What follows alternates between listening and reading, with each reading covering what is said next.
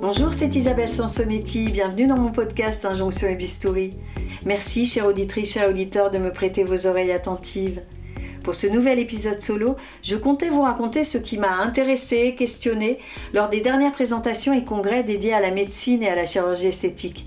Mais finalement, je vous ferai ce zoom tendance et technique à l'automne. Là, tout de suite, j'ai plutôt envie de vous donner un aperçu des coulisses d'Injonction et Bistouri et de ce qui se dit en off. Ainsi, certains invités, y compris quand ils témoignent de manière anonyme, ne souhaitent plus, tout bien réfléchi, que j'enregistre telle ou telle anecdote racontée hors micro.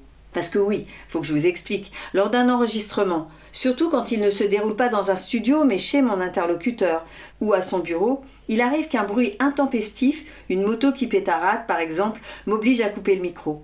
La conversation ne s'interrompt pas pour autant et c'est là que surviennent parfois des confidences qui ne viendront pas forcément à vos oreilles. Pourtant, mon invité a dit beaucoup déjà, mais allez savoir pourquoi, là ça bloque. Non, vraiment, ça je ne préfère pas. D'autres fois, je m'aperçois que j'ai zappé une question. Une fois l'entretien terminé et mon matériel débranché bien sûr, sinon c'est pas drôle. Ainsi, j'ai réalisé un jour que je n'avais pas demandé à mon interlocuteur s'il avait fait quelque chose. Il est vrai que quand j'ai démarré Injonction et Bistouri, je posais uniquement cette question rituelle aux personnes venues pour témoigner sur le sujet, mais pas aux experts ou aux spécialistes. Effectivement, me répond-il, je me suis fait poser des facettes, mais c'est pas tout à fait de la médecine esthétique. En revanche, ajoute-t-il, j'ai failli recourir à la chirurgie esthétique. Tiens, j'ai évidemment très envie d'en savoir plus et je l'invite à poursuivre. J'avais des poches sous les yeux qui se voyaient davantage quand je portais mes lentilles et non mes lunettes. Moi, ça ne me gênait pas, mais ma compagne s'est mise à me parler opération des paupières. Mais oui, tu pourrais faire une blépharoplastie. J'ai commencé à me renseigner, mais plus j'y réfléchissais, moins j'étais motivée. Au bout d'un certain temps, il m'a paru évident qu'il fallait que je renonce à cette intervention et que je change de partenaire. Mais ça, je ne pourrais pas le dire ainsi à votre micro. Une autre fois, nous évoquions avec une invitée la quête de la perfection, convenant l'une et l'autre que la beauté s'en éloigne souvent, la beauté qui nous émeut bien sûr, pas la beauté papier glacé qui peut faire l'unanimité sans qu'elle ne touche la moindre corde sensible en nous. Car le charme d'une personne tient parfois aussi à une imperfection physique, une imperfection décrétée comme telle selon les critères esthétiques en vogue. Soudain, un éclat de voix sur le palier interrompt notre conversation et j'éteins l'enregistreur.